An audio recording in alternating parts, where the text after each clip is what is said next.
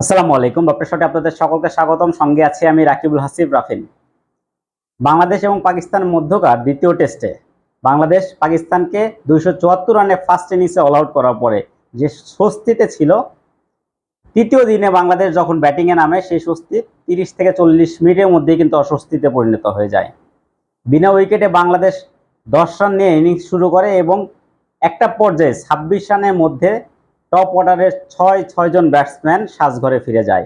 এর ফলে নতুন করে শঙ্কা তৈরি হয়েছিল বাংলাদেশ কি 274 রান তাড়া করতে যে ফলো অনে পড়তে যাচ্ছে কিনা। একটা সময় ধরেই নেওয়া হচ্ছিল বাংলাদেশ হয়তো ফলো অনে পড়বে, কিন্তু একটা জিনিস লক্ষ্য করে দেখবেন, টেস্ট ক্রিকেটে ফলো অন সাধারণত 200 রানে হয়। 200 রান পিছিয়ে যদি দ্বিতীয় ইনিংসে কোনো দল অল আউট হয়ে যায় বা 200 রানের যদি ব্যবধান থাকে, তাহলে কিন্তু ওই দ্বিতীয় দলটি কিন্তু ফলো অনে পড়ে।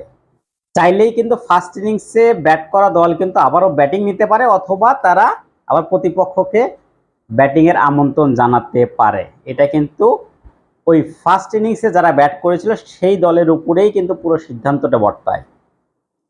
কিন্তু আজকের ম্যাচে বাংলাদেশের জন্য ফলো অন তাড়া করা রান ছিল 124 রান। এই ফলো অন 200 না হয়ে 150 কেন হলো?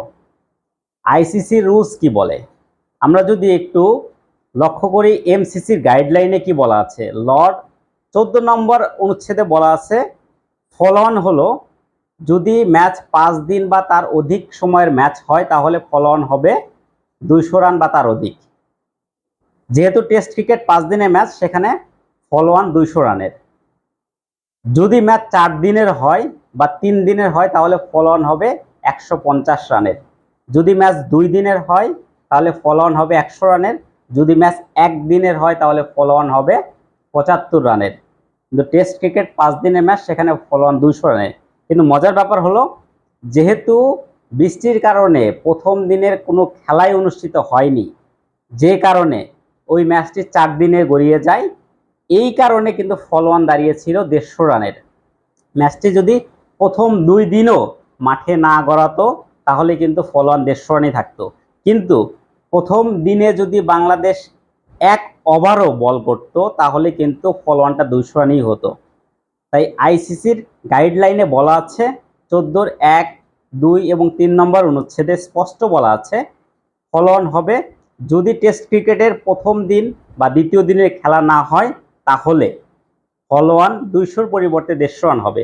যদি 3 দিনের খেলা না হয়, চতুর্থ দিন এবং পঞ্চম দিনে যদি ম্যাচটি মাঠে গড়ায় তাহলে ফলো অন আসবে 100, এবং লাস্ট দিনে যদি ম্যাচটি মাঠে গড়ায় তাহলে ফলো অন আসবে 75 রানের। যাই হোক, বাংলাদেশ ফলো অনটাকে দারুণভাবে উতরিয়ে দারুণ ফাইট দেওয়া শুরু করেছে। আমাদের সকলের প্রত্যাশা বাংলাদেশ ভালো করবে এবং ম্যাচটি জয়লাভ করে বাংলাদেশ সিরিজ জয় করবে। ধন্যবাদ সকলকে এতক্ষণ সঙ্গে থাকার জন্য। আবার আসবো অন্য কোনো ম্যাচে ভিডিও নিয়ে। সবাই ভালো থাকবেন। আল্লাহ হাফেজ।